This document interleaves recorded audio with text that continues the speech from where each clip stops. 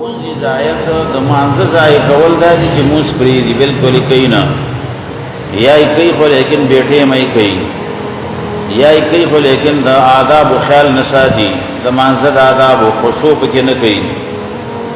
دا خشوع نه کول په مانزه کې دام د مونږ ځای کول دي رکوع سجده سم نه کول دام د مانزه ځای کول دي په خپل ټیم کې نه کول دام ځای کول دي جمع سره نه کول دام ضایع کول دي بالکل نه کول دام ضایع کول دي اضاع الصلاه کې دا ټول صورتونه راځي چې مونږ ضایع کومونځ مونږ داسې عبادت دی چې چا ضایع کړي نو الله هلاک کړي دي مهم عبادت دی مونږ ځکه د اسلام او د کفر مینس کې فرق مونږ کول دي چې مونږ سره بری دی یو ضایع کینو اسلام کې څه پاتې شو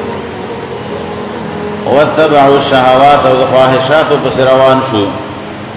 سړی چې د الله بندگی کې ډیر خواهشات به پاتې کیږي ډیر خواهشات ته چې د مانزه د 15 وخت د مونږ پابندي وکړه تانه به ډیر خواهشات پاتې کیږي ډیر کاروبارونه به د مانزه د وجه نه پاتې ډیر چکرې به نشي واخلې خځې سره به ډیر نشي کېناسي ځکه 15 وخت د مونږ پابندي د مانزه کې ملګرو سره بنشي کېناسي لري بنشي تللی معمول رانه خرابېږي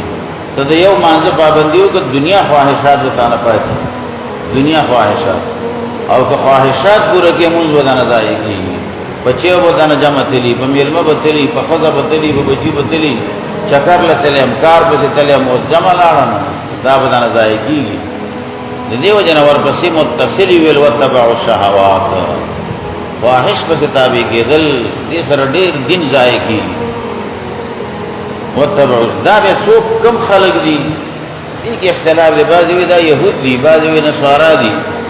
مجاهد رحمه الله وایي دا د دې امت خلک دي زمونږ او ستاسو د دې امت خو په آخر وخت کې به دا خلک راځي آخر وخت